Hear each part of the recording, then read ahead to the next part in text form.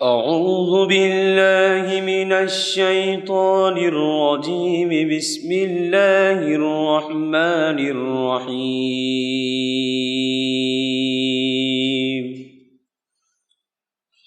يا أيها المزمل قم الليل إلا قليلا نصفه أو انقص منه قليلا أو زد عليه ورتل القرآن ترتيلا إنا سنلقي عليك قولا ثقيلا إن ناشئة الليل هي أشد وطئا وأقوم قيلا إن لك في النهار سبحا طويلا واذكر اسم ربك وتبتل إليه تبتيلا رب المشرق والمغرب لا إله إلا هو فاتخذه وكيلا واصبر على ما يقولون واهجرهم هجرا جميلا. صدق اللہ العظیم. بہت ہی ادب احترام کے ساتھ ہم اپنے مہمان مکرم سے گزارش کرتے ہیں کہ ہمارے بچوں کو کچھ اپنی قیمتی باتوں سے مالا مال کریں. بسم اللہ الرحمن الرحیم. الحمد للہ رب العالمین والصلاة والسلام علی خاتم النبیین والمرسلین. رب اشرح لی صدری ویسر لی امری واحلل عقدۃ من لسانی یفقہوا قولی. اما بعد، وقال عز وجل فی القرآن المجید اعوذ باللہ من الشیطان الرجیم. بسم اللہ الرحمن الرحیم. وقل رب زدنی علما. اما بعد، تمام تعریفیں اس اللہ عز و جل کے لیے لائق و زیبا ہے جو تمام جہانوں کا بنانے والا اور اسے پالنے والا ہے، اور درود و سلام اس کے آخری نبی محمد صلی اللہ علیہ وسلم پر. میں آپ تمام کا استقبال اسلامی طرح سے کرتا ہوں. السلام علیکم ورحمۃ اللہ وبرکاتہ. اسٹیج پر تشریف فرما مہمانان اور یہاں موجود اساتذہ، ٹیچرز اور پیارے بچوں، میں آج آپ تمام کے سامنے ایک بہت ہی اہم موضوع پر روشنی ڈالنے کی کوشش کروں گا. اور آج کا میرا موضوع ہوگا مختصر روشنی، بہرحال مکمل تو نہیں، مختصر روشنی، کہ اسلام اور سائنس، جدید ٹیکنالوجیز جو ہوتی ہیں، اسلام اور ماڈرن سائنس، اور اسی طرح جو مسلم جو سائنسداں تھے ان کی کچھ جو ہے دنیا کو انہوں نے کیا دیا. چند باتیں آج میں آپ کے سامنے جو اس مختصر سے وقت میں اثر سے پہلے انشاءاللہ رکھنے کی کوشش کروں گا کہ قرآن سائنس کے بارے میں کیا بولتا ہے، اسلام نے سائنس کے بارے میں کیا کہا، قرآن میں کتنی سائنسی باتیں آتی ہیں. اور بہت مختصر انشاءاللہ میں نے 5 سے 6 صرف شعبے چنے ہیں جو آپ کی عمر کے لحاظ سے 10 سے 20 سال کی عمر کی جو طلبہ ہے، اسٹوڈنٹس ہیں آپ لوگ، اس لحاظ سے میں نے ایسے 5 سے 6 چیزیں چنی ہیں قرآن سے سائنس کی جو میں آپ کے سامنے آج رکھوں تاکہ اس کو آپ بہت اچھے سے سمجھ لیں. ٹھیک. اور کچھ مسلم سائنسدانوں کا تذکرہ کروں گا تاکہ یہ بات واضح ہو جائے کہ ہمارے اسلاف، جو ہمارے آباء و اجداد تھے، جو پچھلے لوگ گزرے ہیں نیکوکار، وہ نہ صرف جو ہے دینی علوم میں مہارت رکھتے تھے، دینی علم انہیں ہوتا تھا، وہیں وہ دنیاوی علوم میں جو ہے جس کو عصری تعلیم کہتے ہیں اس میں بہت زیادہ جو ہے مہارت رکھتے تھے. سب سے پہلے تو میں نے آپ کے سامنے جو ایک آیت تلاوت کی جو کہ سورہ طٰہٰ سورہ نمبر 20 کی آیت نمبر 114 تھی، جس میں اللہ رب العزت نے اپنے نبی صلی اللہ علیہ وسلم کو حکم دیا اور دعا سکھلائی اور کہا وقل رب زدنی علما. اے نبی آپ دعا کیجئے، اے اللہ میرے علم میں اضافہ کر. علامہ ابن کثیر رحمہ اللہ اس کی تفسیر میں لکھتے اور کہتے ہیں کہ اللہ رب العزت نے اگر سارے قرآن کا مطالعہ کرے تو جو ایک چیز مانگنے کا خود نبی کو حکم دیا اور دعا سکھلائی وہ چیز یہی ہے، اے اللہ میرے علم میں اضافہ کر.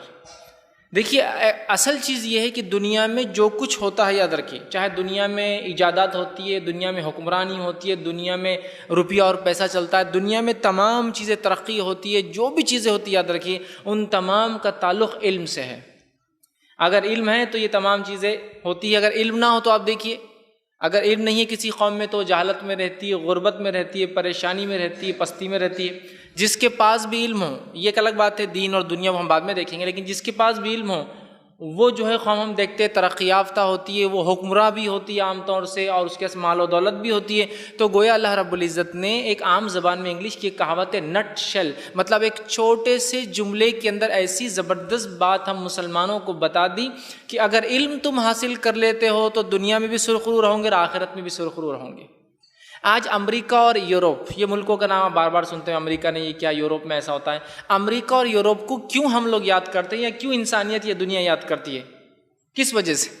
اس لیے کہ وہ دنیا کو کچھ دے رہے ہیں علم کی شکل میں، ہے نا، تو لوگ ان کو یاد کرتے ہیں. لہٰذا پیسہ ان کا اہمیت رکھتا ہے، لہٰذا وہ اپنی حکمرانی بھی چلاتے ہیں. وہ جب چاہے جس ملک میں چاہے کبھی فسادی برپا کر دیتے اور کبھی امن و امان بھی لا سکتے ہیں نا. تو گویا علم بنیاد ان تمام چیزوں کی. تو اللہ رب العزت نے اپنے نبی کو یہ دعا سکھلا کر ہمیں بتا دیا کہ اگر علم کسی قوم کے پاس آ جاتا ہے، ٹھیک ہے، تو ظاہر سی بات ہے وہ دنیا میں تو سرخرو ہوں گی، اور اگر علم ایسا ہو جو آخرت کا بھی انسان کے پاس ہو تو وہ آخرت میں بھی سرخرو ہوں گی. مطلب کہنے کا یہ ہے علم ایک ایسی چیز ہے کہ اگر دنیاوی علم بھی انسان کو ہو تو فائدہ مند ہی ثابت ہوتا ہے. دنیا کے ساتھ دینی علم ہو تو سبحان اللہ وہ سونے پہ سہاگا، وہ دنیا بھی سنوار دیتا ہے اور آخرت بھی سنوار دیتا ہے. لیکن علم تو علم ہے، اس کے فائدے ہیں. چاہے ایک انسان غیر مسلم ہو، وہ علم حاصل کر رہا ہے، وہ دنیا میں کچھ کارنامے انجام دے رہا ہے، وہ فائدہ اٹھا رہا ہے اس کا، ہے نا. آخرت میں وہ ناکام ہے اس لیے کہ وہ ایمان نہیں لایا. لیکن ہم مسلمان ہیں الحمدللہ، ہم لوگ ایمان والے ہیں، ہمیں آخرت کا علم ہے. ہمیں نبی اکرم صلی اللہ علیہ وسلم نے جو ہے اللہ نے ان کے ذریعے ہمیں کتاب قرآن، آپ کی احادیث ہم تک پہنچی ہے، ٹھیک ہے. تو ہمیں جو ہے آخرت کا بھی علم دیا گیا ہے. لہٰذا اگر ہم آخرت کا علم اپنے پاس رکھتے ہیں تو ظاہر سی بات ہے ہم دنیاوی علوم میں بھی ہمیں آگے ہونے کی بہت سخت جو ہے ضرورت ہے، یاد رکھیے. اور ایک غلط فہمی یہ ہے کہ دین اور دنیا میں ہم نے کیا کر دیا، ایک فرق کر دیا، دین اور دنیا کا فرق، جس کی وجہ سے آج جو پستی میں مسلمان جا پڑے ہیں دینی علوم کے معاملے میں بھی اور دنیاوی علوم کے معاملے میں. یاد رکھیے جس کو ہم دینی تعلیم اور عصری تعلیم کہتے ہیں، دونوں کا کیا حال ہے مجھے بتانے کی ضرورت نہیں. ایسے کئی لوگ ہیں جن کی زندگیاں ختم ہو رہی ہے، اگر ان سے پوچھ لیا جائے نبی اکرم صلی اللہ علیہ وسلم کب پیدا ہوئے تو انہیں نہیں معلوم، آپ کے والدین کا نام کیا تھا نہیں معلوم. بہت بالکل عام بات ہے. ایک چھوٹا سا واقعہ رکھ کے بات کو آگے بڑھاتا ہوں کہ ایک صاحب مجھے بتانے لگے، وہ حج کے لیے گئے. حج میں دو عورتیں ان کے آگے، کافی بوڑھی عورتیں تھیں، آگے چل رہی تھی. ایک عورت نے دوسری عورت سے سوال کیا کہ یہ کالے ڈبے کے اندر کیا ہے، کعبے کے اندر ایک ڈبے نما جو شکل دکھ رہی ہے چیز کی، اس کے اندر کیا ہے؟ تو دوسری عورت کہنے لگی تجھے نہیں پتا کیا ہے اس میں؟ تو کہا نہیں. تو کہا اس میں اللہ جانی کی خبر ہے، اللہ تعالیٰ کی خبر ہے اس میں، اس لیے تو ہم یہ لوگ آتے ہیں اور حج کرتے ہیں ہر سال. حج کو پہنچ گئے لوگ، لیکن انہیں یہ نہیں پتا کہ کعبہ کیا ہے، وہ کس چیز کا طواف کر رہے ہیں. یہ دین علم کا حال ہے. دنیاوی علم کا کیا حال ہے؟ بہرحال میں آپ کو سچر کمیٹی کی رپورٹ آپ اگر جانتے ہوں گے، حکومت نے ایک رپورٹ بنائی تھی مسلمانوں کے ہندوستان میں کیا حالات ہے تعلیمی، دنیاوی تعلیم کے اعتبار سے. اس میں بتایا گیا کہ مسلمان 0.04% بھی علم حاصل نہیں کرتے ہیں، مطلب دلتوں سے بھی ان کا مقام نیچے ہے. اب اندازہ لگائیے مسلمان جیسی قوم جن کا تعلق یہ ہے کہ جن کے نبی کو پہلی وحی جو نازل ہوئی وہ اقرأ بسم ربک الذی خلق، پڑھ اپنے رب کے نام سے پیدا کیا، اور جس کے نبی کو اللہ نے خود یہ دعا سکھائی وقل رب زدنی علما، وہ قوم اگر اس طرح سے پیچھے رہیں گی تو کیسے چلے گا؟ تو ایسا کیوں ہوا کہ ہم دنیاوی تعلیم میں پیچھے ہو گئے، دینی تعلیم میں پیچھے ہو گئے؟ ہم نے دین اور دنیا کا فرق کیا، سب سے پہلی مسٹیک اور غلطی ہم سے یہاں ہوئی. یہ دین اور دنیا کے فرق سے کیا نتیجہ ہو معلوم آپ کو؟ جب میں اپنی تجارت پر ہوں، معاف کرنا پہلے ہم دین کی مثال دیں، جب میں مسجد میں ہوں تو مجھ سے اچھا مسلمان کوئی نہیں. آپ لوگ بھی دیکھیں تو رشک کریں گے ماشاءاللہ کیا مسلمان ہے. اور جب میں تجارت کے لیے بیٹھ گیا ہوں تو مجھ سے برا کوئی انسان نہیں ہے. کوئی پوچھیں گے آپ ماشاءاللہ مسجد میں تو یہ حال ہے آپ کا کہ آپ سے اچھا کوئی مسلمان نظر نہیں آتا، تجارت میں کیوں؟ وہ کہیں گا وہ میرا دین ہے اور یہ میری دنیا ہے، وہاں میں دیندار ہوں ایک مسلمان ہوں، یہاں میں من چاہے جو چاہے کروں گا. دین اور دنیا کا ہم نے فرق کر لیا، جبکہ اسلام نے کس چیز کا فرق کیا آپ کو پتہ ہے؟ دنیا اور آخرت کا فرق ہے. دین اور دنیا کا فرق نہیں ہے اسلام میں، اس لیے کہ دنیا تو وہ جگہ ہے جہاں رہ کر ہم جو ہے آخرت کی کھیتی کرتے ہیں نا. تو دین اور دنیا کا فرق نہیں، دنیا اور آخرت کا فرق اسلام نے دیا ہے. ہم نے دین اور دنیا میں فرق کیا، لہٰذا پھر علوم کو بھی تقسیم کر دیا گیا، دینی علوم اور عصری علوم. اور اس کے بعد جو نتیجہ نکلا کہ سارا ہی علم مسلمانوں سے نظر آتا ہے کہ دور جا رہا ہے. آج دینی جہالت کا کیا معاملہ ہے آپ لوگ بہت زیادہ جانتے ہیں، شہروں میں تو بھی کچھ معلومات ہوتی ہے، گاؤں دیہات میں دینی علم کا کیا معاملہ ہے کہ بہت سارے مسلمان ایسی زندگیاں گزارتے ہیں جیسے کہ وہ غیر مسلم ہیں. اسی طرح دنیاوی علم کا کیا معاملہ ہے وہ تو پوچھے ہی مت، آپ تمام لوگ جانتے ہیں کہ دنیا میں بھی ہم پیچھے رہ گئے اور جو ہے دینی علم میں بھی ہم پیچھے رہ گئے. اب آئیے قرآن اور سائنس کی جب ہم بات کریں تو یہ بات واضح کر دوں کہ قرآن کوئی سائنس کی کتاب نہیں ہے.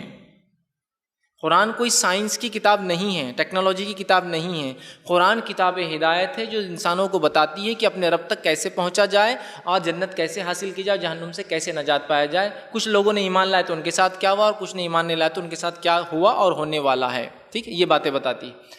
لیکن قرآن میں جہاں 6000 سے زائد آیتیں، وہاں 1000 سے زیادہ ایسی بھی آیتیں جو سائنس پر بات کرتی ہیں، لیکن یہ آیتیں سائنس کی نہیں ہیں، یا تو عقیدے کی آیتیں ہیں کہ اللہ کافروں کو کیسے جہنم میں جلائیں گا، ان کو کیسی تکلیفیں ہوں گی، تو وہاں کچھ باتیں سائنس کی آ رہی ہے کہ جلدیں ان کی بدلی جائیں گی، ٹھیک۔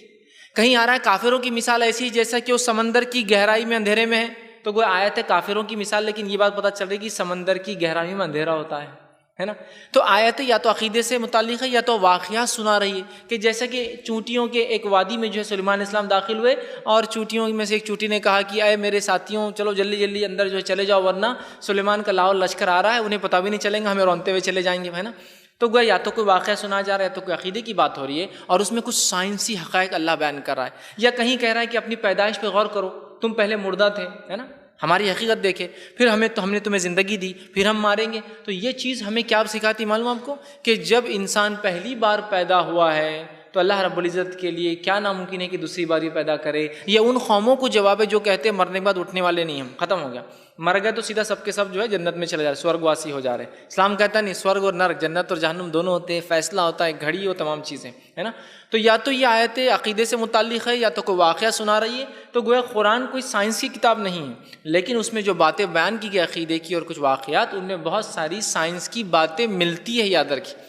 تو گویا ہمارا دین کتنا ایڈوانس ریلیجن ہے، کتنا جو ہے فارورڈ دین ہے، کہ جس نے نہ صرف ہمیں جو ہے آخرت کا سبق سکھایا بلکہ دنیا میں بھی ہمیں ابھارا۔ اور اسی کا نتیجہ تھا کہ نبی اکرم صلی اللہ علیہ وسلم کے بعد تابعین تبع تابعین سلف صالحین نے اقرأ بسم ربک الذی خلق ایسا عمل کیا کہ ہر علوم کو پی گئے، پڑھ لیا، رب کا نام لیا، ہر علوم پی گئے، پڑھ لیا، اس کے اندر مہارت حاصل کر لی، بلکہ خود کئی نئی علوم کو وجود جنم دیا ان لوگوں نے، جس سے انسانیت آج بھی فائدہ اٹھا رہی ہے۔ میں آگے جب بات کروں گا کچھ مثالیں دیتے جاؤں گا۔ اسلام نے ہمیں سائنس کی طرف بار بار ابھارا ہے، یاد رکھیے۔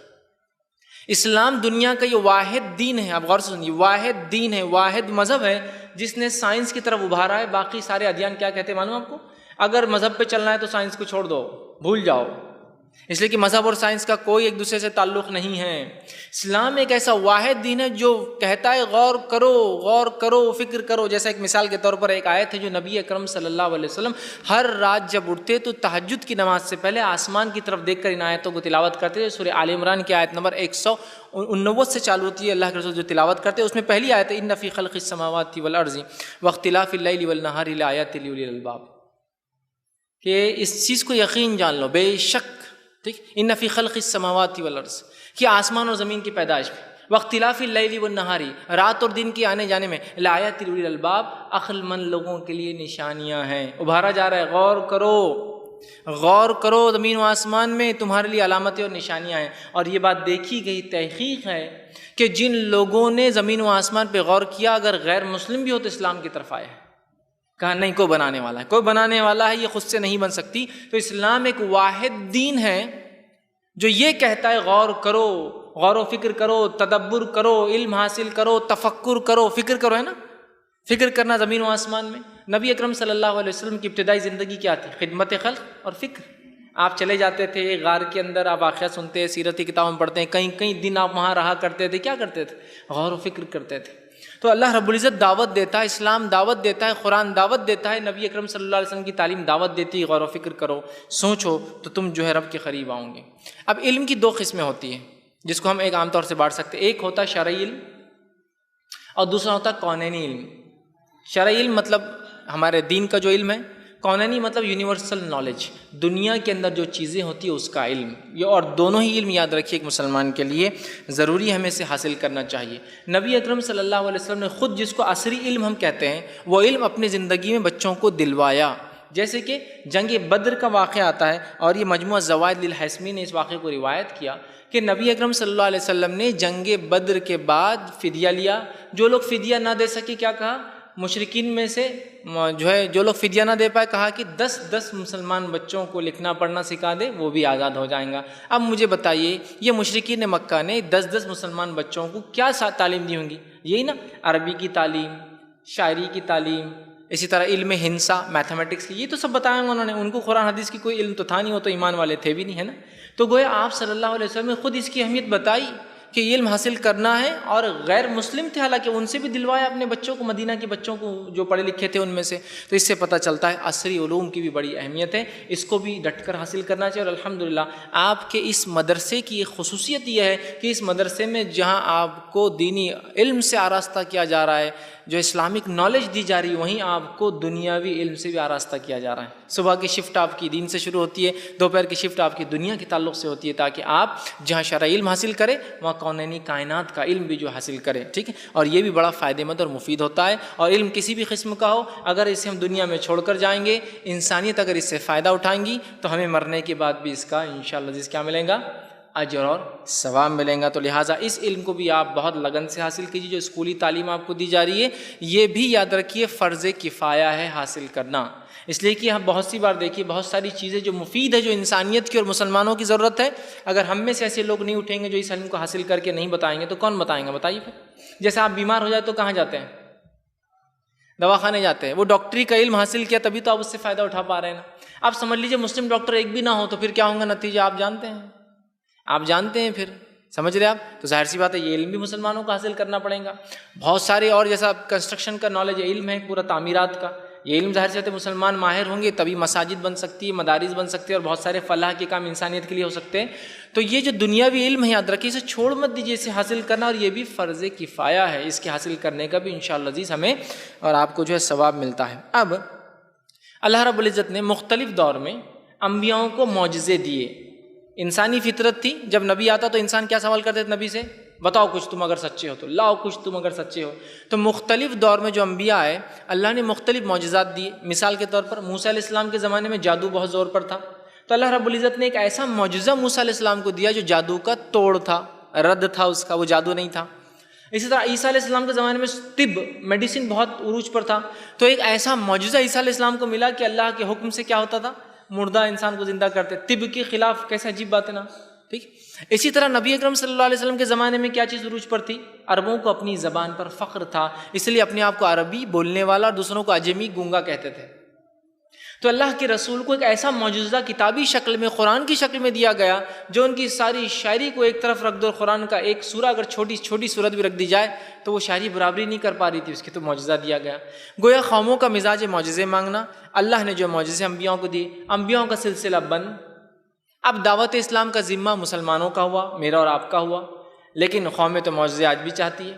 تو ہر دور میں یاد رکھیے قرآن ایک ایسا معجزہ ہے جو اپنے آپ کو ہر دور میں ثابت کر رہیں گا۔ آج کا دور سائنس اور ٹیکنالوجی کا ہے، آج بھی قرآن اپنے آپ کو ثابت کرتا ہے مضبوطی کے ساتھ، اور یہ ایک معجزہ ہے اس کا۔ اس معجزے کو لے کر ہم پڑھے لکھے لوگوں تک پہنچ سکتے ہیں، وہ لوگ جو علم رکھتے ہیں انہیں بتا سکتے ہیں دیکھو اس کتاب میں وہ علم جو 1450 سال پہلے آئی، ایسی باتیں ہیں جو آج کی جدید سائنس بتا رہی ہے کچھ، اور بہت ساری تو ابھی بھی ایسی ہے جو ہو سکتا ہے آنے والے وقت میں ہم اس کو دیکھیں گے، ہے نا۔ تو یہ ایک معجزہ ہے، اس معجزے کو لے کر ہم لوگوں تک پہنچ سکتے ہیں، اور اس کے ذریعے جو ہے ہم دعوت اسلام دے سکتے ہیں، یاد رکھیے۔ اب قرآن اپنے اندر ایک چیلنج رکھتا ہے۔ کیا چیلنج ہے قرآن کا؟ سورہ بقرہ سورہ نمبر 2 اور اس کے آیت نمبر 23 اور 24 میں اللہ نے ایک چیلنج کیا۔ کیا چیلنج کیا؟ کہ اگر تمہیں اس معاملے میں شک ہے، کس بات پہ شک ہے؟ وَإِن كُنتُمْ فِي رَيْبٍ مِّمَّا نَزَّلْنَا عَلَىٰ عَبْدِنَا فَأْتُوا بِسُورَةٍ مِّن مِّثْلِهِ، کہ اگر تمہیں کسی معاملے میں شک ہے، اس قرآن میں شک ہے کہ اللہ کی طرف سے نہیں، تو تم کیا کرو؟ ایک سورت قرآن جیسی لاؤ۔ وَدُعُوا شُهَدَاءَكُم مِّن دُونِ اللَّهِ إِن كُنتُمْ صَادِقِينَ، اور پکار لو جن کو اللہ کے علاوہ پکار سکتے ہو، اگر تم اپنے دعووں میں سچے ہو کہ قرآن اللہ کلام نہیں ہے تو لاؤ پھر کچھ۔ فَإِن لَّمْ تَفْعَلُوا، لیکن اگر ایسا نہ کر سکو تو وَلَن تَفْعَلُوا، اور ہرگز کر نہیں سکو گے، فَاتَّقُوا النَّارَ الَّتِي وَقُودُهَا النَّاسُ وَالْحِجَارَةُ أُعِدَّتْ لِلْكَافِرِينَ، ڈرو پھر اس آنکھ سے جس کا ایندھن انسان اور پتھر ہے، اور کس کے لیے تیار کی گئی ہے؟ انکار کرنے والوں کی، کافروں کے لیے۔ تو قرآن چیلنج کرتا ہے کہ یہ اللہ کا کلام ہے، اللہ کا کلام ہر دور میں اپنے آپ کو ثابت کرے گا۔ آج سائنس کا دور ہے، تو آئیے 4-5 شعبے سائنس کے آپ کے سامنے رکھتا ہوں، قرآن کیسے اپنے آپ کو ثابت کرتا ہے۔ پہلا علم فلکیات، اس کو ایسٹرونومی کہتے ہیں. آج سورج چاند ستاروں کا علم، علم فلکیات، کہ یہ کیسے چلتے ہیں، رات اور دن کیسی آتی اور جاتی ہے، اس کا علم. یہ بڑا اہم علم ہے، یاد رکھیے. اور یہ تو اتنا اہم ہے کہ ہماری نمازیں روزے بھی اس سے جڑے ہیں، زکوٰۃ جڑی ہے، حج جڑا ہے. مہینے کیسے چلتے ہیں، تو پھر اس کے بعد ایک مہینہ آتا ہے جس کو ہم جو ہے حج کا مہینہ کہتے ہیں، ذی الحجہ کہتے ہیں. پھر دن چلتا ہے تو سورج کے نکلنے اور ڈوبنے سے فلاں وقت فجر ہوتی ہے، فلاں وقت ظہر ہوتی ہے، فلاں وقت عصر، ہے نا. ہمارے عقیدے سے بھی، ہمارے دین و احکامات سے بھی. لیکن قرآن نے اس کے بارے میں ایسے ایسے انکشافات کیے اپنے اندر جس کی ایک دم حیرت خیز ہے، یہ تعجب انگیز جس کو کہتے ہیں نا، ایک دم دماغ کام نہیں کرتا ہے. ماشاءاللہ ایسی باتیں قرآن نے 1450 سال پہلے کی، جبکہ ان کا جاننا تو دور کی بات، ان کے بارے میں سوچنا بھی ناممکن تھا کہ ایسا ہوگا. جیسے کہ آج سے 100 سال پہلے کوئی یہ کہے کہ انسان اپنے جیب میں سے ایک ٹکڑا نکالیں گا، چھوٹا سا کان کو لگائیں گا تو یہاں سے وہاں بات ہو جائیں گے. کوئی بولیں گا کیا پاگل باتیں کر رہے ہیں آپ. 100 سال پہلے کی بات تو چھوڑ دیجیے، 50 سال پہلے اگر کوئی بولتا کہ ایک زمانہ آئے گا، آج سے 50 سال بعد ایک آدمی لیں گا اور کان کو لگائیں گا تو بات ہو جائیں گی، اس پہ دنیا بھر کی پاگل باتیں کرے، جاؤ سو جاؤ تھوڑی دیر کے لیے اور آرام کر کے آؤ، چونکہ تمہارا دماغ کام نہیں کر رہا ہے. 1450 سال پہلے ایسی حیرت انگیز باتیں قرآن نے کہی. تو علم فلکیات کے تعلق سے کچھ مثالیں لیجیے. اللہ رب العزت فرماتا ہے سورہ انبیاء سورہ نمبر 21 آیت نمبر 30 کے اندر فرماتا ہے، کہتا ہے اولم یر الذین کفروا ان السماوات والارض کانتا رتقا ففتقناہما.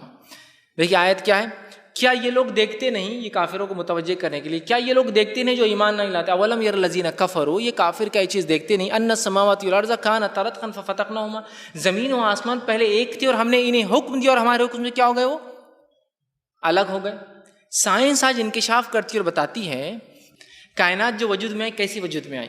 سائنس یہ کہتی ہے کہ شروعات میں ایک پرائمری نیبولا تھا، مطلب ساری کائنات میں جو کچھ آپ سورج چاند ستارے جو کچھ سیارے اور جو کچھ دیکھ رہے ہیں یہ پہلے ایک گولائی شکل میں ایک جگہ موجود تھا، اور اس کے بعد جو ہے ایک دھماکہ ہوا اور اس دھماکے سے یہ چیزیں الگ ہو گئی اور الگ ہو کے وجود میں آ گئی. یہ بڑی تعجب کی بات ہے، میں پھر کہہ رہا ہوں، ایک دھماکہ ہوا، دھماکے کے بعد یہ وجود میں آ گئی، جیسے کہ آج چل رہی نظام قائم ہو گیا.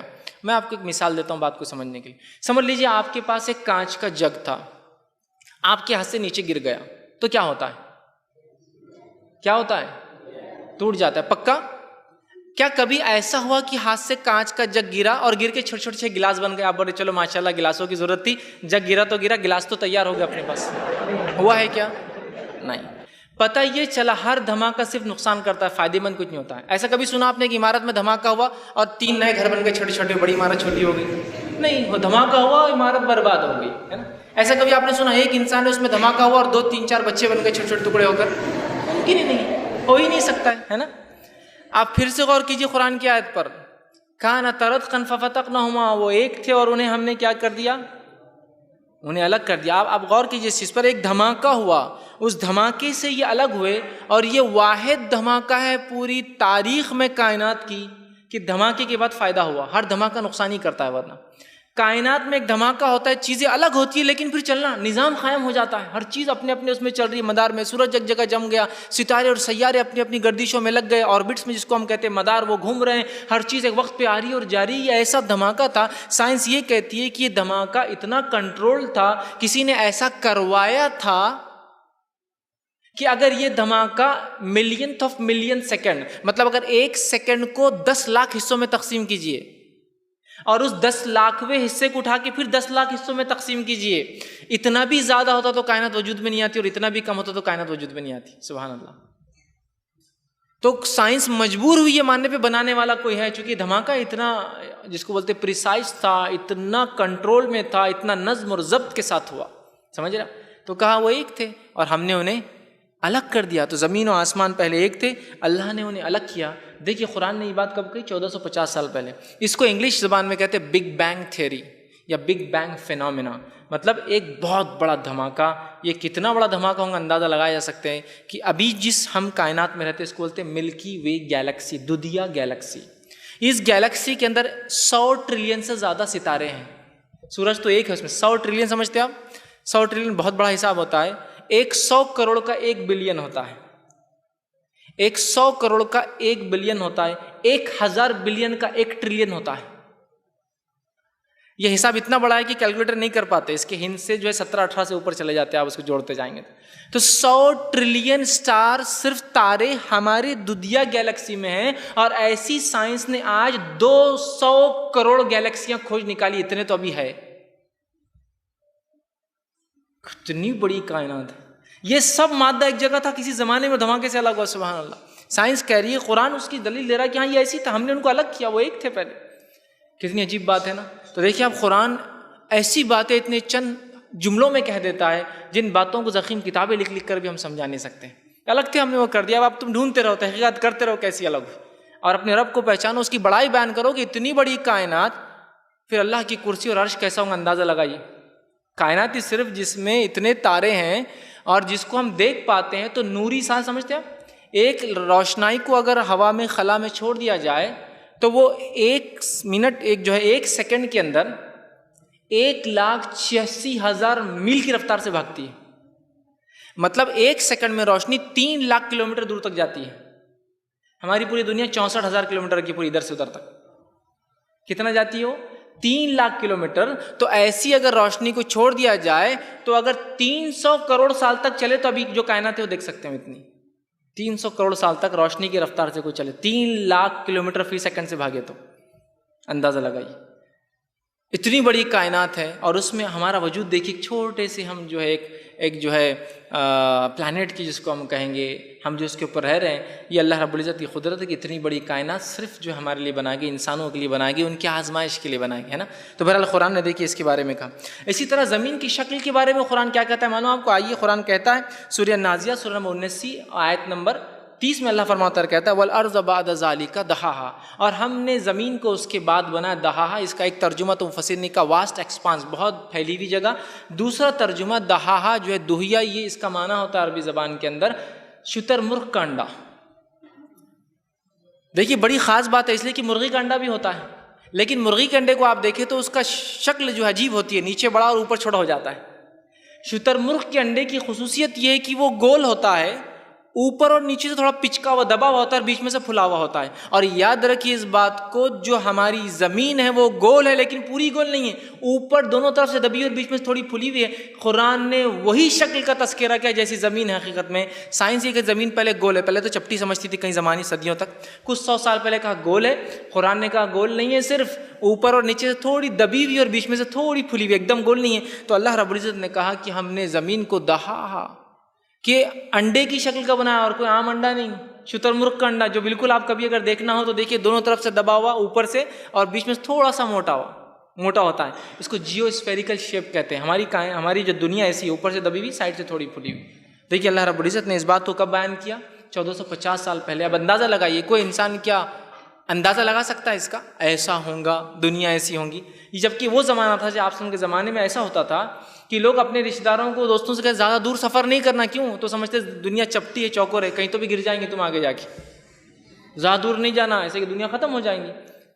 قرآن کہہ رہا نہیں وہ گول ہے, بال کی جیسی گول نہیں ہے, مرغی کے انڈے کی جیسی بھی گول نہیں ہے, شتر مرغ کے انڈے کی جیسی. اور آج سائنس کری, ہاں چاند پہ جانے کے بعد ہم دیکھ پائے یہ گول نہیں ہے, تھوڑی اوپر سے اور نیچے سے, مطلب جس کو کہیں گے مشرق جو ہے شمال اور جنوب تھوڑے دبے ہوئے, اور بیچ میں مشرق اور مغرب تھوڑے پھیلے ہوئے, جیسا انڈا ہوتا ہے شتر مرغ. دیکھیے قرآن نے وہ بھی کہا.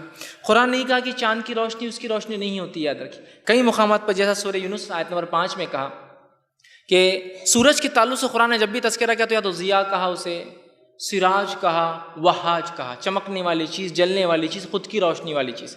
اور جب بھی چاند کا تذکرہ کیا منیر کہا اور نور کہا. منیر اور نور کہتے ہیں ریفلیکٹڈ لائٹ, ایسی روشنی جو خود کی نہ ہو. جیسے کہ یہ بلب روشنی دے رہا ہے, میرے چہرے پر پڑ رہی ہے, میرے کانچ پر, میری کانچ سے آپ لوگ دیکھ رہے ہیں کہ یہاں ایک بلب جل رہا ہے نا, لیکن یہ کیا میرے چشمے کی روشنی ہے؟ نہیں, یہ اس کی روشنی جو میرے اس پر آ رہی ہے اور صرف میرا چشمہ آپ کو بتا رہا ہے. تو سورج کی روشنی خود کی وہ جلتا ہے, لیکن چاند کی خود کی نہیں ہے. سورج کی روشنی جا کے چاند پر پڑتی ہے اور اس کی وجہ سے ہم اس کو دیکھ پاتے ہیں. اب بتائیے یہ جو بات تھی یہ سائنس کو نہیں پتا تھی, 19ویں صدی میں پتہ چلی کہ ایسا ہوتا ہے. قرآن نے جو ہے 1450 سال پہلے کہا کہ اس کی خود کی روشنی نہیں ہے, اور سورج کی روشنی خود کی ہے, قرآن نے کہا. ٹھیک, اسی طرح ہم دیکھیں سورج بھی گھومتا ہے, قرآن نے کہا. سائنس یہ مانتی تھی پہلے, ایک زمانہ تھا سائنس یہ کہتی تھی اس زمانے کی کہ دنیا بیچ میں اور پورے سیارے سورج سب گھومتے اس کے اطراف. پھر ایک تھیری ہے, نہیں ویسا نہیں ہوتا. کیا تھیری ہے کہ نہیں, سورج بیچ میں, ہم سب اس کے اطراف گھومتے ہیں. اور یہ تھیری 1980-1990 تک چلتی تھی. قرآن نے لیکن کیا کہا 1450 سال پہلے؟ آئیے قرآن دیکھیے کیا فرماتا ہے. اور سورہ نمبر 21 سورہ انبیاء آیت نمبر 33 میں اور فرمایا هو الذی خلق اللیل والنہار والشمس والقمر کل فی فلک یسبحون. وہی اللہ ہے جس نے رات اور دن کو پیدا کیا، سورج اور چاند کو پیدا کیا، کل فی فلک یسبحون، ہر کوئی اپنے مدار میں اپنے آربٹ میں گھوم رہا ہے۔ سبح یسبحون اس سے کہیں گے جیسا کہ ایک آدمی پانی میں ہے تو اگر وہ پانی پہ فلوٹ ہو رہا ہے، مطلب پانی کے اوپر سطح پہ خالی تیر رہا ہے، وہ نہیں، یسبحون مطلب وہ خود سے تیر رہا ہے، فلوٹ نہیں کر رہا ہے، صرف جیسے لکڑی کو پانی ڈالو تیرتی رہتی ہے، لیکن مشین لگاؤ تو چلیں گی نا، خود سے کچھ کر رہا ہے۔ تو قرآن کہہ رہا ہے سورج اور چاند بھی اپنے مدار میں گھوم رہے ہیں۔ سائنس نے 1980 تک بھی جس نے علم حاصل کیا سائنس کا، اس نے یہی پڑھا ہوگا کہ سورج بیچ میں گھومتا نہیں ہے۔ 90 کے بعد سے ٹیکسٹ بک میں آیا کہ نہیں، سورج بھی گھومتا ہے، اپنے اطراف بھی گھومتا ہے، اور پوری کائنات میں بھی ایک اس پہ گھوم رہا ہے وہ۔ قرآن نے آج سے دیکھیے 1450 سال پہلے کہا کہ سورج بھی گھومتا ہے اس کے مدار کے اندر۔ اسی طرح آپ اگر دیکھیں کائنات کے بارے میں قرآن کہتا ہے کائنات پھیل رہی ہے، ایکسپانڈ ہو رہی ہے، اور یہ چیز نے بہت سارے لوگوں کو جو ملحد تھے یہ چیز پر آمادہ کیا کہ وہ کم از کم یہ مانے کوئی بنانے والا ہے، آمادہ کیا، ان کو مجبور کیا۔ کیوں؟ اس لیے کہ کائنات پھیل رہی ہے تو مطلب کبھی ایک جگہ تھی، جبھی تو پھیل رہی ہے نا، سمجھو کوئی چیز بھاگ رہی ہے، ہر سمت میں چیزیں بھاگ رہی ہے، تو اس کو مطلب کبھی نہ کبھی اگر انہیں جمع کر لیا تو ایک جگہ جا کے جمع ہو جائیں گی، تو وہاں کس نے بنایا ہوگا؟ کوئی نہ کوئی تو بنانے والا ہے۔ لہٰذا اب ملحد لوگ بھی یہ تو مان رہے کم از کم کوئی بنانے والا ہے، ٹھیک۔ اسی طرح اگر ہم دیکھیں فزکس کا اگر شعبہ لے، جس کو طبیعیات آپ کہتے ہیں، فزکس کا شعبہ، اس کے اندر ہم دیکھتے ہیں اللہ رب العزت نے قرآن کے اندر سورہ یونس آیت نمبر 61 میں فرمایا اور کہا کہ اللہ تعالیٰ کو تمام چیز کا علم ہے، جو کچھ زمین و آسمان میں، چاہے وہ ذرے کے برابر ہو یا ذرے سے چھوٹا ہو یا ذرے سے بڑا ہو۔ عربوں کے پاس جب آپ صلی اللہ علیہ وسلم آئے، جو بات تھی کہ ذرہ سب سے چھوٹا چیز، مالیکول جس کو کہتے ہیں، ایٹم، معاف کرنا، ایٹم جس کو کہتے ہیں، سب سے چھوٹی چیز ذرے کو مانتے تھے۔ قرآن نے کہا ذرے سے بھی چھوٹا یا ذرے سے بھی بڑا ہو، کس کو پتا ہے؟ اللہ کو پتا ہے۔ تو یہ چیز عربوں کو تعجب خیز لگی، ذرہ تو سب سے چھوٹی چیز ہے، اس سے چھوٹا کیا ہو سکتا ہے؟ آج ہم جانتے ہیں ذرہ جس کو ایٹم کہتے ہیں، اس سے بھی چھوٹی چیز ہوتی ہے پروٹونز اور نیوٹرونز اور الیکٹرونز۔ اس پروٹونز، نیوٹرونز اور الیکٹرونز جس سے بنے ہوتے ہیں، اس کے اندر ایک اور چیز ہے، اور اس کے اندر آج سائنس کریے 4 درجے ہم نیچے اور جا سکتے ہیں، اتنی باریک۔ اور ذرہ اسے کہتے ہیں جو عام آنکھوں سے آپ نہیں دیکھ سکتے، اس کو بہت، جس کو بولیں گے میگنیفائنگ مائکروسکوپس لگتے ہیں، جب آپ ایک ذرے کو کسی چیز کے دیکھ سکتے ہیں۔ قرآن نے کہا ذرے سے بھی چھوٹا کچھ ہے، اس زمانے میں جب کہ ذرہ ہی سب سے چھوٹا مانا جاتا تھا، اور آج سائنس پروف کری ذرے سے بھی چھوٹی 4 چیزیں بھی ہیں، اور پتہ نہیں قیامت تک کتنی اور چیزیں اس کے اندر، وہ کس سے بنا اور وہ کس سے بنا اور وہ کس سے بنا، ایجاد ہوتا جائے گا۔ اسی طرح جیولوجی، ارضیات جس کو کہتے ہیں، زمین کے بارے میں جو علم ہوتا ہے، قرآن نے اس کے بارے میں بہت ساری باتیں کی۔ میں ایک ایک کی مثال رکھ رہا ہوں۔ مثال کی طرف پہاڑ کے بارے میں قرآن کیا کہتا ہے، دیکھیے سورہ نبا، سورہ نمبر 78 اس کی آیت میں 6 اور 7 میں اللہ فرماتا ہے الم نجعل الارض مہادا والجبال اوتادا، کیا ہم نے زمین کو نہیں جو فرش کی طرح بنایا اور پہاڑوں کو میخیں بنا دیا۔ میخیں بنا دیا، میخ سمجھتے ہیں آپ؟ وہ کھوٹی جو ٹھوکی جاتی ہے، جس سے آپ کبھی کوئی اگر پنڈال لگاتے ہیں، ٹھیک، تو اس کو آپ رکنے کے لیے ایک چیز زمین میں ٹھوک دیتے ہیں، ہے نا، تاکہ وہ ہلے نہ۔ تو اللہ فرما رہا ہے والجبال اوتادا، اور ہم نے پہاڑوں کو میخیں بنایا ہے۔ اور آج سائنس یہ کہہ رہی ہے پہاڑ جو اوپر دکھتا ہے یہ بمشکل 1/10 1/10واں حصہ ہی ہم دیکھ پاتے ہیں، 90% تو اندر ہی ہوتا ہے، وہ گڑا ہوا ہوتا ہے، ٹھیک۔ اور زمین صرف 1 میل سے لے کر 30 میل تک جو ہے ٹھنڈی ہے، اور جو مضبوط سخت ہے 30 میل کے نیچے آپ جائیں گے تو یہ پتلی ہوتی ہے اور پانی کی طرح ہوتی ہے، اس کو لاوا کہتے ہیں، گرمی کی وجہ سے۔ مطلب صرف 1 میل سے 30 میل کی سطح جو ہوتی ہے زمین کی وہی سخت ہے، اس کے نیچے صرف لاوا ہے۔ اب وہ لاوے کی وجہ سے ہوتا ہے کہ اوپر کی سطح ہلتی رہتی ہے۔ اگر یہ پہاڑ نہ ہوتے تو کیا ہوتا معلوم آپ کو؟ یہ پہاڑ نہ ہوتے تو یہ زمین 1 سیکنڈ بھی قرار نہیں پا سکتی تھی۔ اب انداز لگا اس دنیا میں ہم کیسے جائیں گے جو زندہ ہلتے ہی رہتا کنٹینیو۔ آپ گاڑی میں سفر کر رہے ہیں، کیسا، جہاں سے نکلے جہاں تک جا رہے صرف ہلتے رہتے ہیں۔ آپ پانی پینا ہے تو مشکل، کھانا ہے تو مشکل، بات کرنے میں مشکل ہے نا، کتنی پریشانی ہوتی۔ زمین ایسی ہلتی تو اللہ نے کہا جبال اوتاد ہے۔ سائنس پہلے یہ کہتی تھی کہ پہاڑ جو ہے نا اسی کی وجہ سے زلزلے آتے اور پورا مسئلہ ہوتا ہے، کیونکہ وہ پہاڑ کے وزن سے فلاں ہوتا ہے فلاں ہوتا ہے۔ آج سائنس کہہ رہی نہیں، پہاڑ کے وجہ سے زلزلے رکتے ہیں، اس لیے کہ وہ تو قرار دیتے ہیں پوری زمین کو، اگر وہ نہ ہوتے تو زمین صرف ہلتی رہتی۔ اور قرآن نے پہلے کہتا جبال، پہاڑوں کو ہم نے اوتاد، میخیں بنائی۔ اب زمین کے نیچے جا کے کون پتہ کر سکتا 1450 سال پہلے کہ پہاڑ جو میخوں کا کام کرتے ہیں؟ سائنس نے تو آج بتایا، لیکن قرآن نے 1450 سال پہلے کہہ دیا کہ جبال جو ہے، پہاڑ جو اوتاد جو ہے، یہ میخوں کا کام کرتا ہے۔ اسی طرح بحریات، اوشنولوجی، سمندروں کا جو علم ہوتا ہے قرآن نے اس کے بارے میں بہت باتیں کہی. میں چند باتیں صرف کہوں گا, 2 مثالیں دوں گا. سورہ رحمان سورہ نمبر 55 آیت نمبر 19 اور 20 میں اللہ نے کہا مرج البحرین یلتقیان بینہما برزخ لا یبغیان, کہ اللہ فرماتا ہے ہم نے 2 سمندروں کو چھوڑ دیا ہے, آپس میں ملتے ہیں لیکن گھلتے ملتے نہیں, مطلب پاس پاس سے ایک ساتھ ہوتے لیکن گھلتے ملتے نہیں. یہ کیا بات ہے؟ 2 سمندر ہیں, دونوں آ کر ملتے ہیں لیکن پھر بھی ایک دوسرے میں گھلتے ملتے نہیں. یہ بات ہم سمجھ نہیں سکتے. یاد رکھیے جب تک کہ آپ سمندروں کا علم حاصل کریں. سائنس آج یہ بتاتی ہے کہ جب میٹھا پانی آ کر سمندر کے کھارے پانی میں جاتا ہے تو یہ کبھی ملتا نہیں ہے, دونوں ساتھ ساتھ بہتے ہیں. اتنے ساتھ کہ کچھ جگہوں پہ تو ویڈیوگرافز بھی لیے گئے, ایک طرف کھارا پانی ایک طرف نمکین پانی, تیراک ادھر سے گیا تو ادھر کا پانی کھارا, اس میں سے اندر گیا تو ادھر کا میٹھا, اور بیچ میں ویڈیو لیا گیا, وہ جو برزخ لا یبغیان کا نا آڑ ہے جو وہ توڑتے نہیں, اس آڑ کو فلمایا گیا اور تعجب کیا گیا. یہ علم تو کسی عام انسان کو ہو ہی نہیں سکتا کسی بھی حال میں. اور نبی اکرم صلی اللہ علیہ وسلم کے تعلق سے ہم سب جانتے ہیں. ایک آگے کا واقعہ سناتا ہوں جو اللہ رب العزت سمندر کے تعلق سے کہا, اور پھر اس واقعے کو رکھتا ہوں آپ کے سامنے. تو کہا سمندر کے 2 پانی ملتے ہیں لیکن گھلتے ملتے نہیں, ساتھ چلتے ہیں.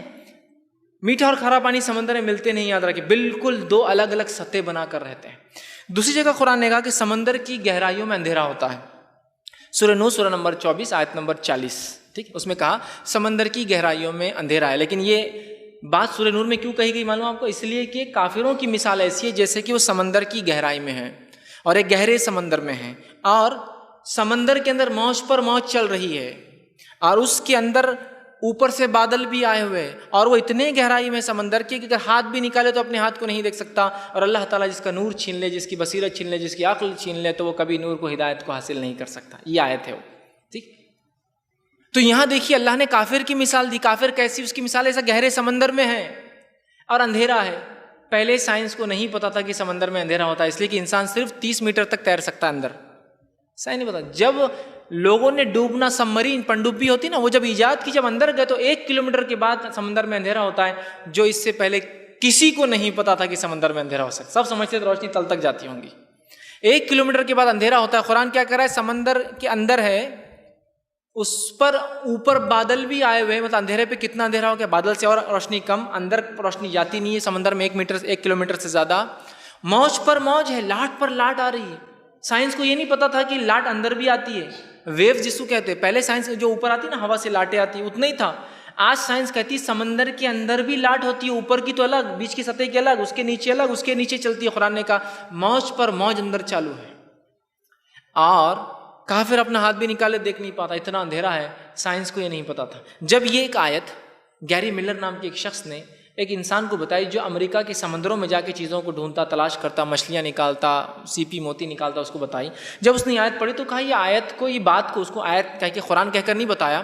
اس نے کہا یہ بات کو پڑھ کر تو ایسا لگ رہا ہے کہ یہ آدمی جس نے یہ بات کہی ہے یہ سمندری جہازوں کا بڑا ماہر رہا ہوگا, سمندروں میں گھومنا پھرنا اس کا بہت ہوگا, کہ بادل پہ بادل کیسے آتے, موج کیسی, سمندر کی گہرائی, اس کا اندھیرا, یہ سب تو ناممکن ہے. تو گیری ملر صاحب نے کہا کہ یہ ایک ایسے انسان نے کہا ہے جو کبھی سمندر میں گئے نہیں. نبی اکرم صلی اللہ علیہ وسلم پوری زندگی سمندر میں نہیں گئے. تو اس نے تعجب کیا, کہا یہ ہو ہی نہیں سکتا کہ جو سمندر میں نہ گیا وہ اس طرح سے بہترین بیان کر سکے تھے سمندر میں طوفانی کیفیت میں کیا حالت ہوتی ہے سمندر کی. اور سائنس کہہ رہی ہے کہ اندھیرا, سمندر کی گہرائی میں اندھیرا ہوتا ہے, جو کہ انسانیت کو جب تک پنڈوبی 1970 سے پہلے تک نہیں پتا تھا, یہ جب تک گہرائیوں میں کئی کلومیٹر کی نہ جا پائے کہ کیا ہوتا ہے. قرآن نے کتنے زمانہ پہلے کہا. اسی طرح بایولوجی, حیاتیات جس کو آپ کہتے ہیں, سورہ انبیاء سورہ نمبر 21 آیت نمبر 30 میں اللہ نے فرمایا کہا, اللہ رب العزت نے کہ وَجَعَلْنَا مِنَ الْمَاءِ كُلَّ شَيْءٍ حَيٍّ أَفَلَا يُؤْمِنُونَ. وہ آیت شروع سے چالو ہو رہی ہے, اولم يَرَ الَّذِينَ كَفَرُوا أَنَّ السَّمَاوَاتِ وَالْأَرْضَ كَانَتَا رَتْقًا فَفَتَقْنَاهُمَا وَجَعَلْنَا مِنَ الْمَاءِ كُلَّ شَيْءٍ حَيٍّ أَفَلَا يُؤْمِنُونَ. ہم نے ہر زندہ چیز کو پانی سے پیدا کیا, کیا پھر بھی ایمان نہیں لائیں گے؟ اور آج سائنسی تحقیقات کے بعد, مائکروسکوپ کی ایجاد کے بعد یہ پتہ چلا ہے کہ ہمارے جو خلیات ہوتے ہیں نا, سیلس جس کو کہتے ہیں, اس کے اندر جو سیلس ہوتے ہیں, وہ سیلس جو بنے ہوتے ہیں اس کے اندر ہوتا ہے سائٹوپلازم. سائٹوپلازم ایک ایسا مادہ ہے جس کے اندر 50% سے لے کر 90% تک پانی ہوتا ہے, اور ایک انسانی جسم میں 72% پانی ہوتا ہے. انسان جو ہم بنے ہیں نا 72% صرف پانی ہے, اور باقی سب اجزاء ہے اس کے علاوہ. سائنس نے کہا 72% انسان میں پانی ہے, اور بہت ساری مخلوقات ایسی اللہ کی جس میں 90% تک پانی ہوتا ہے. جیسا جیلی فش آپ نے دیکھا, ایک مچھلی ہوتی ہے بالکل جھلی ہوتی ہے, اور اس میں صرف ایسے تیرتی ہے, روشنی دیتی ہے, کوئی اور سمندروں کے اندر 90% زیادہ پانی ہوتا ہے اس کے اندر. تو قرآن نے کیسا کہا, وَجَعَلْنَا مَاءَ, ہم نے تمام زندہ چیزوں کو کس سے پیدا کیا؟ پانی سے. پانی سے. اب اندازہ لگائیے ریگستان میں رہنے والے ایک شخص کو اگر کوئی پوچھے چیزیں کئی کی بنی ہوں گی تو کیا بول سکتا زیادہ سے زیادہ ہوں؟ اس کے اطراف تو ریت ہی ریت ہے. نبی اکرم صلی اللہ علیہ وسلم اس علاقے میں جہاں پانی کی کمی وہاں کہہ رہا ہے قرآن کی ساری چیزیں پانی سے بنی ہوئی ہے. ایک عرب آدمی کوئی سوچے تو اس کو لگے گا ہاں مٹی سے بنے ہوں گے، انسان کی مٹی ہر طرف ہے، ریت ہی ریت. اندازہ لگائیے قرآن کا یہ معجزہ ہے. سائنس تعجب اور حیرت کر رہی ہے کہ ایسا کیسے ہو سکتا ہے. کوئی آدمی 1450 سال پہلے، پھر وہ کہتے نہیں محمد صلی اللہ علیہ وسلم کوئی نہ کوئی ذریعہ رہا ہوگا جس ذریعے سے آپ پہ وہی آتی ہوں گی تبھی، ورنہ یہ باتیں ناممکن ہے کوئی کہ انسان. اور ساری باتیں ایک کے بعد ایک سچ. ایک آدھ اندازہ ہوتا نا، اندازہ گیس تکا، وہ تو ہو سکتا ہے. ایک کے بعد ایک قرآن آتے اور سب کی سب سچ. آئیے ایک اور جو ہے سنیے،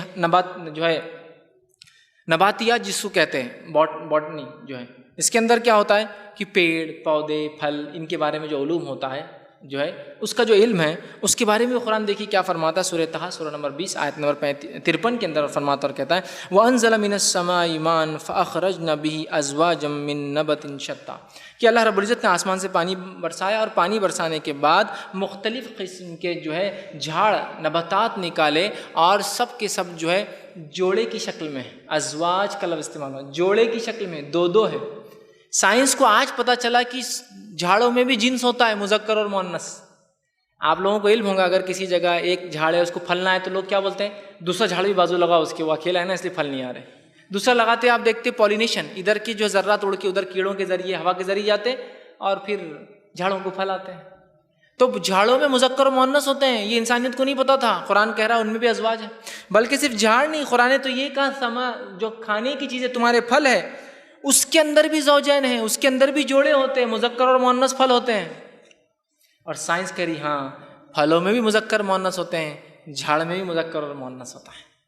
اور کسی مذکر اور مؤنث جھاڑ کا پتہ لگانا یہ غائب کی بات ہو سکتی ہے، انسانی بس میں نہیں یہ چیز کہ کوئی پتہ لگا لے کون سا جھاڑ مذکر اور مؤنث ہے. بہت تعجب کی بات ہے. یاد رکھیے قرآن نے دیکھی 1450 سال پہلے اس کا تذکرہ کیا. کتنی معجزے والی یہ کتاب ہے. چند مثالیں رکھی اپنی بات کو میں ختم کر رہا ہوں. اسی طرح زولوجی، حیوانیات، جانوروں کے بارے میں بھی قرآن نے دیکھی بہت ساری باتیں کہ جس میں سے ایک جو ہے قرآن کی آیت جو سورہ جو انعام سورہ نمبر 6 اس کی آیت نمبر 38 اس میں اللہ رب العزت نے فرمایا کہ جانور چاہے کوئی بھی ہو، جتنے بھی ہیں، یہ معاشرے کے اندر، گروہ کے اندر رہتے ہیں، کمیونٹیز کے اندر رہتے ہیں. انسانوں کو یہ پہلے پتہ نہیں تھا، ان کو لگتا ہے جیسے انسان ہے، گھر بار بناتے، شہر بناتے، بس ہم ہی ہیں. سائنس نے آج کہا کہ جانوروں بھی معاشرے ہوتے ہیں، بڑے اور چھوٹے، راجا اور رانی، پھر ان کے اندر جو بوڑھے اور جوان ہوتے ہیں، پھر بچوں کو پالنے کا ایک الگ گروپ ہوتا ہے، شکار کرنے کے لیے الگ جانور جاتے ہیں. قرآن نے دیکھیے کیا کہا امم امثالکم، جتنے بھی جانور ہیں چاہے وہ زمین کے ہوئے آسمان میں اڑتے، تمہاری جیسی ان کی مثال ہے، وہ تمہاری سے کمیونٹیز بناتے ہیں، وہ بھی جو ہے معاشرے کے اندر جیتے ہیں، جو کہ انسانوں کو اور سائنس کو نہیں پتہ تھا. قرآن نے 1400 سال پہلے کا، 1450 سال پہلے کہ جانور بھی معاشرے میں رہتے ہیں. اسی طرح شہد کی مکھی کے تعلق سے قرآن نے تذکرہ کیا، اور خاص بات یہ مکھی کا تذکرہ کیا. مکھی کے اندر ہی مذکر مؤنث آتے ہیں. عوام زبان میں کیا کہوں اس کو، مکھا کہوں کیا کہوں، مکھی تو دونوں کو ہی کہتے ہیں. قرآن نے جب شہد کی مکھی کا تذکرہ کیا اور جو مکھی جا کر شہد لاتی اس کا تذکرہ کیا، تو جو اس کے لیے عربی گرامر استعمال ہے، کلی، فصل کی، اس سے پتہ چلتا ہے کہ یہ مذکر نہیں مؤنث کا تذکرہ ہو رہا ہے. سائنس نے آج پتہ کیا 19ویں صدی میں کہ مذکر مکھی تو کچھ کام ہی نہیں کرتی ہے، مؤنث مکھی ہی شہد جمع کر کے لاتی ہے. اور قرآن کو اندازہ لگائیے 1450 سال پہلے کہا کہ مذکر نہیں مؤنث مکھی جا کے شہد جمع کرتی ہے. مکھی کا جنس بتایا کہ کون سی مکھی لے کر آتی ہے. کتنی تعجب کی بات ہے نا. تو یہ قرآن کی خصوصیت یاد رکھیے، اس کا معجزہ ہے. اسی طرح قرآن نے جو ہے مکوڑوں کا تذکرہ کیا ہے نا. سورہ نحل میں مکھی کا تذکرہ آ گیا، سورہ نمل میں مکوڑوں کا تذکرہ ہے. تو سورہ نمل کی آیت سورہ نمبر 27 اور اس کی آیت نمبر جو 17 اور 18 میں ایک واقعہ بیان کیا گیا. جب سلیمان علیہ السلام اپنے لاؤ لشکر کو لے کے چلے، انس اور جن اس میں تھے، ترتیب میں وہ لشکر تھا، ایک وادی سے گزرنے لگے تو ایک چونٹی نے پکارا، اور جب وہاں سے لشکر ہوئے چونٹی نے وقالت النملۃ یا ایھا النمل، اس نے دوسری چونٹیوں سے کہا کہ اے میرے ساتھی چونٹیوں، جلدی جلدی اپنے گھروں کے اندر چلے جاؤ، کہیں ہو سکتا ہے انجانے میں سلیمان کو خبر نہ ہو اور ان کا لاؤ لشکر تمہیں کچلتے ہوئے چلے جائے. تو یہاں دیکھیے ایک چونٹی بات کر رہی ہے. آج سے 100 سال پہلے بھی اگر کوئی کہے کہ چونٹی، یہ تو ہم ایمان لاتے چونکہ یہ معجزہ ہے قرآن، لیکن 100 سال پہلے کسی انسان سے کہا جائے چونٹیاں بات کرتی ہے تو بولیں گے پاگل ہو گئے کیا آپ. چونٹی کی بات کریں، آج سائنس کہتی ہے چونٹیاں اتنی سوفیسٹیکیٹڈ ٹیکنالوجی یوز کرتی بات چیت کرنے کے لیے، وہ منہ سے بات نہیں کرتی، وہ لعاب سے بات کرتی، تھوک سے بات کرتی ہے. ایک چونٹی جاتی ہے دوسری چونٹی کے منہ پہ ایک لعاب چھوڑتی ہے، چٹکاتی ہے اور آگے نکل جاتی ہے. وہ چونٹی اس لعاب کو اندر لے کے ڈیکوڈ کرتی ہے، اچھا یہاں سے آ رہی، یہاں کھانے کی چیزیں فلائیں، وہ سب سمجھ جاتی ہے. اس لیے چونٹیوں کو آپ دیکھیں جاتے جاتے ایک دوسرے کو منہ لگاتے ہیں، چلو آگے، منہ لگائے آگے چلے. تو اتنا سوفسٹیکیٹ سسٹم ہے کہ انسانوں کے پاس بھی نہیں اب تک وہ سسٹم. بغیر منہ کے صرف ڈیٹا تھوک کے ذریعے پاس کر دیتے ایک دوسرے کے پاس، اور وہ تھوک لیتی ہے اور پورا اچھا یہاں یہ کھانا ہے، یہاں ہے، اتنے دور جانا ہے، ایسا کھانا، ایسا کرنا ہے، یہ ان میں خصوصیت ہے. اسی طرح چونٹیوں کو جھوٹ بھی پسند نہیں. ایک واقعہ میں سناتا ہوں. ایک شخص نے جو عالم دین تھے، ایک مرتبہ کیا کہ ایک شکر کا ٹکڑا جو ہے رکھا، ایک چونٹی آئی، اور پہلے ایک ہی چونٹی آتی ہے، پتہ لگا کے جاتی ہے، وہ ڈھونڈنے والی رہتی ہو، پتہ لگا کے جا کر بولتی ہے کہ یہاں فلاں ہے. انہوں نے ڈھیلا ہٹا لیا، دوسری چونٹیاں پیچھے آئی، وہاں شکر نہیں تھی، پھر رکھا، پھر وہ تھوڑی دیر بعد چونٹی آئی، پھر انہوں نے ہٹا لیا، پھر دوسری چونٹیاں ساتھ آئی، پھر وہ نہیں تھا. 3 سے 4 بار کیا. 5ویں بار جب چونٹیاں آئی، اس چونٹے کے ساتھ جو آگے آ کے بتا رہا تھا اور ڈھیلا ہٹاوا ملا، ان تمام نے پکڑ کے اس کو وہیں ٹکڑے کر دیا. تو انہوں نے لکھا چونٹیاں جھوٹ بولنا پسند نہیں کرتی ہے. 4 بار آزمایا، 5ویں بار مار دیا اس کو. سبحان اللہ، ہے نا، جھوٹ بولنا پسند نہیں، کہ تو اتنی بار 4 بار جھوٹی خبر دے رہی ہے لا کر. وہ صرف آزما رہے تھے. چونٹیاں اتنے زبردست سسٹم میں رہتی ہے. آپ کو بتاؤں کہ جب امریکہ کی ایجاد ہوئی تو امریکہ کے جنگلوں میں جب کچھ لوگ گئے تو وہاں جو ہے چاول کی کھیتیاں تھیں، چاول کے کھیت تھے، کھیتیاں بڑے بڑے، اور وہاں کوئی انسان نہیں رہتا تھا. یہ بالکل میں سائنسی ثابت شدہ باتیں بتا رہا ہوں، ہوائی باتیں نہیں کر رہا ہوں. تو لوگوں نے کہا کہ چاول کی کھیتی کون کرتا ہوں گا یہاں کر، انسان ہی نہیں یہاں. تو نہیں کوئی انسان ہوگا ضرور، چھپ کے کر رہا ہوں گا، کوئی نہیں ملا. بعد میں پتہ چلا کہ چونٹیوں کو یہ علم ہے کہ اناج کیسے اگایا جاتا ہے، تو لہٰذا چونٹیاں اناج کو جمع کرتی تھی. پتہ نہیں چاول کہاں سے لائے تھے، جمع کرتی تھی، مخصوص چاول کو سوکھا رکھتی تھی، اگر بارش سے گیلا ہوا تو باہر دھوپ میں سکھاتی تھی. سال کے بعد کس موسم میں ڈالنا ہے وہ زمین کے اندر چاول کے دانے ڈالتی تھی. چاول کے دانوں پہ بارش آ کے پھر وہ اگتے تھے. پھر جب چاول کے بھٹے لگتے وہ جا کے چاول کو توڑتی تھی، کچھ کھانے کے لیے اور پھر کچھ اگانے کے لیے رکھتی تھی. چونٹیاں.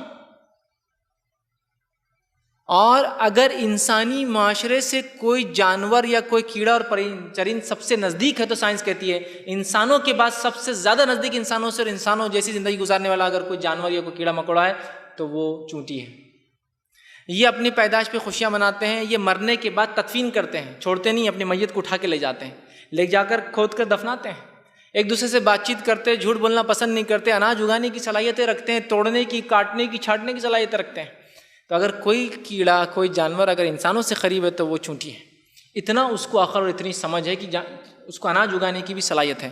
اور آپ بھی دیکھیے کبھی اگر چونٹیاں جو اناج سال بھر جمع کرتی ہے، بارش کے چھینٹے پڑے تو برابر لا کے دھوپ میں سکھاتی ہے. اس کو معلوم ہے ورنہ اندر رہیں گے تو کیا ہوں گے، پھپھوند پھوٹ جائیں گے، اس کو خراب ہو جائیں گے، تو اس کو سکھاتی بھی ہے. تو دیکھیے آپ نے کیسی باتیں کی. اور آخری جو میرا پوائنٹ ہے وہ ایمبریولوجی پر ہے، علم جنینیات.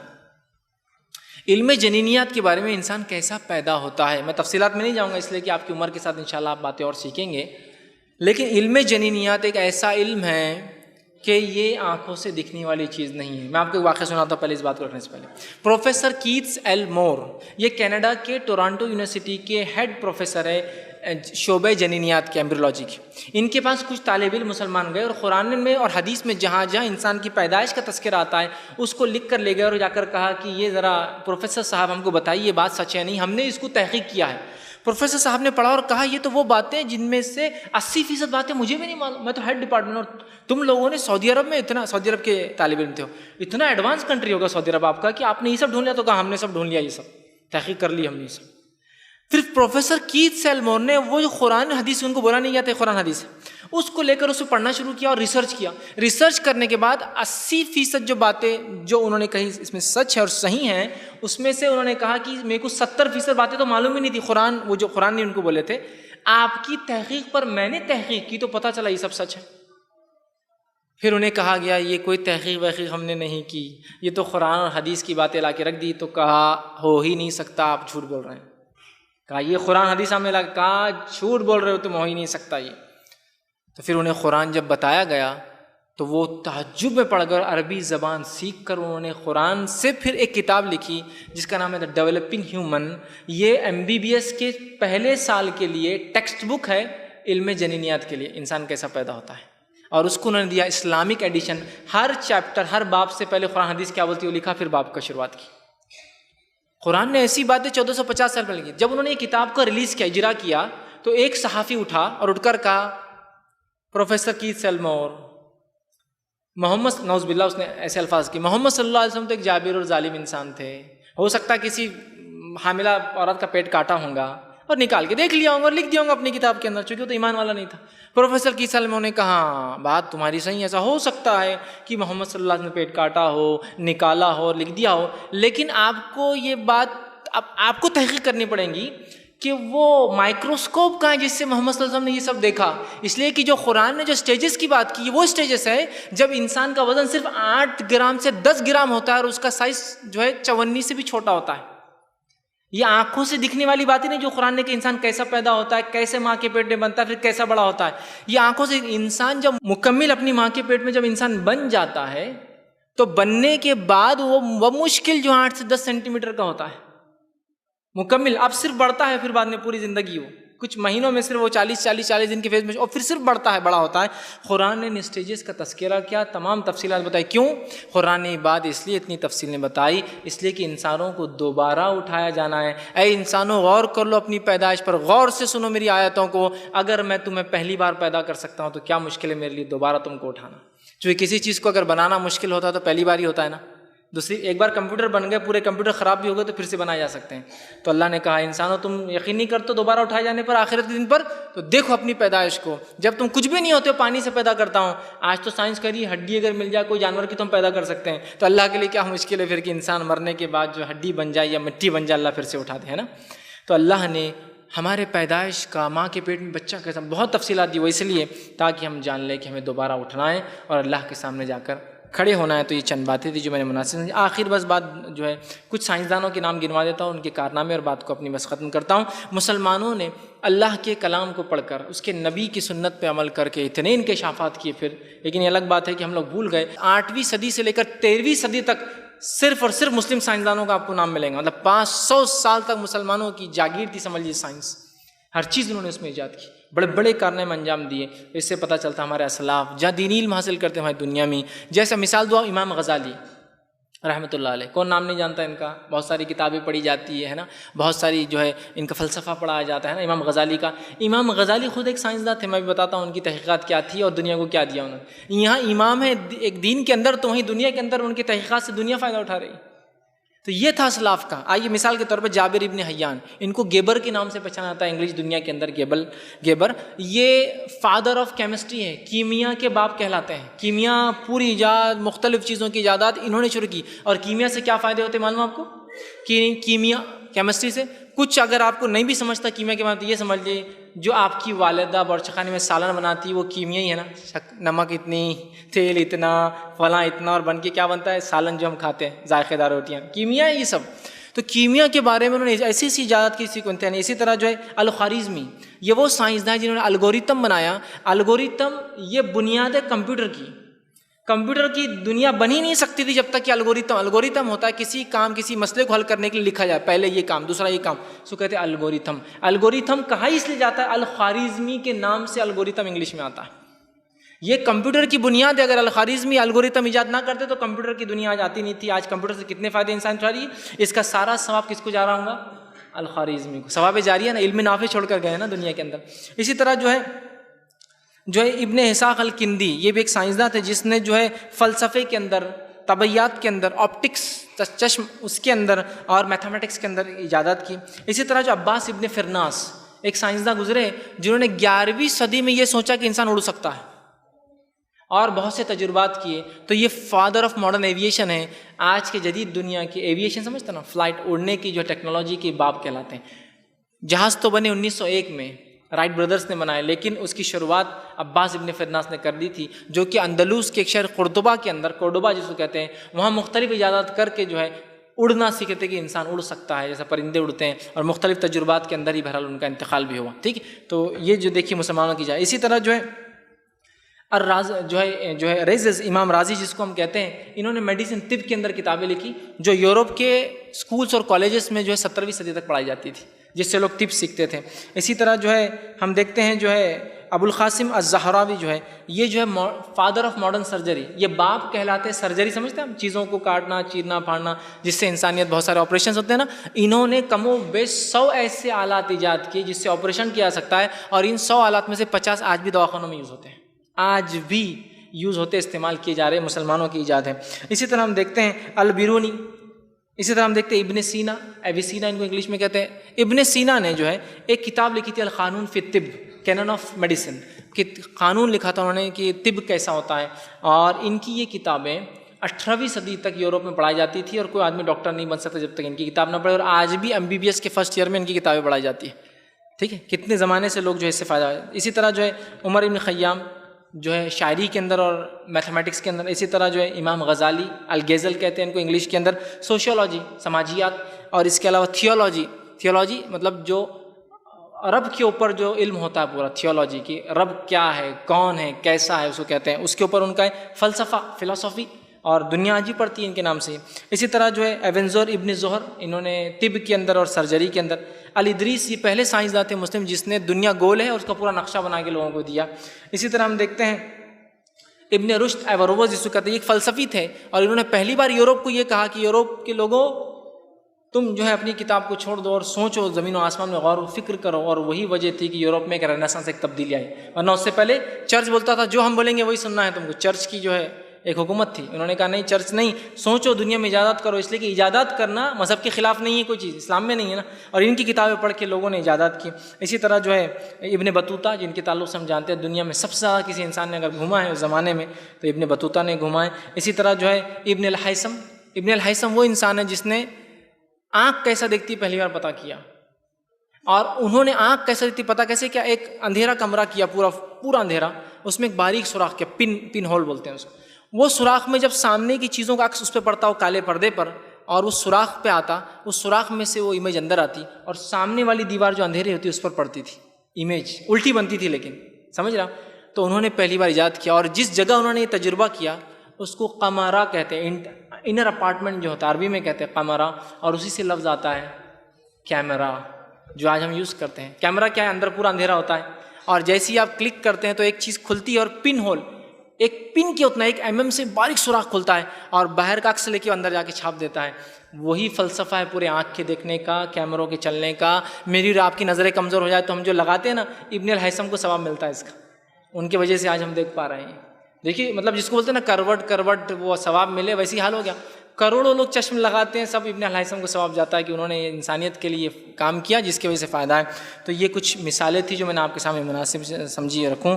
تو بہرحال آپ دیکھ رہے ہیں قرآن، ماڈرن سائنس اور مسلم سائنسدانوں کے بڑے کارنامے۔ انشاءاللہ پھر کبھی آپ کے سامنے موقع ملا تو اور تفصیلی ہم گفتگو انشاءاللہ پھر کبھی اس پہ اور تعلیم کی اہمیت پہ کریں گے۔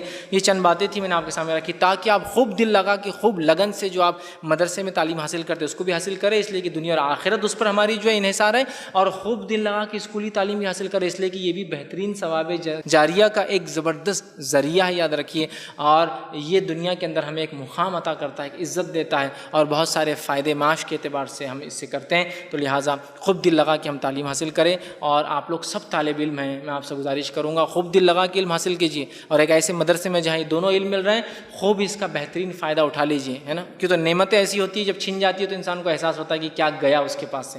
تو لہٰذا جب ہمارے پاس یہ نعمت ہے ہم خوب وہ کریں۔ جب میں بھی چھوٹا تھا، بس ایک مثال رکھ کے بات ختم، جب میں بھی چھوٹا تھا یہی سوچتا تھا یہ پڑھائی بہت مشکل ہے، ہوتی نہیں، بلکہ میں تو ایسا سوچتا جب اسکول میں تھا کہ یہ جو سائنسداں کیوں نہیں گئے تھے، یہ پورے کے پورے کیوں ایجادات کی انہوں نے، کتنی مشکل ہوتی نا، فلاں کا فلسفہ، اس کا ضابطہ، اس کا یہ، اس کا وہ، ہے نا، مشکل۔ لیکن جب میں بڑا ہوا میں نے دیکھا یہ تو وہ تمام چیزیں سے انسانیت فائدہ اٹھا رہی ہے، اگر ہم ان کو سیکھیں گے تو انسانیت کے لیے کچھ کر سکتے ہیں، ہم لوگ اپنی دنیا بھی سنوار سکتے ہیں اور آخرت بھی سنوار سکتے ہیں ان تمام چیزوں کے ذریعے۔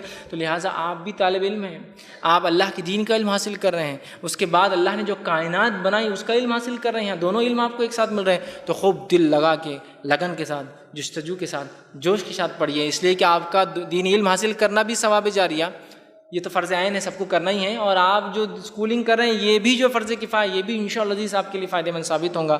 اسی پر اپنی بات کو میں ختم کرتا ہوں۔ اللہ رب العزت سے آخر میں دعا ہے کہ اللہ سبحانہ تعالیٰ جو کچھ کہا سنا گا اسے عمل کی توفیق عطا فرمائے، ہم تمام کو علم کی اہمیت سمجھنے کی اور اسے حاصل کرنے کی توفیق عطا فرمائے، ہم تمام کو اللہ جو علم نے اس پر عمل کرنے کی ہمیں توفیق عطا فرما، جب تک ہمیں زندہ رکھ اسلام اور ایمان پر زندہ رکھ، اور جب بھی ہمارا خاتمہ ایمان پر ہمارا خاتمہ ہو۔ آخر دعوانا الحمدللہ رب العالمین، سبحان ربک رب العزت عما یصفون وسلام علی المرسلین والحمدللہ رب العالمین۔ بسم اللہ الرحمن الرحیم۔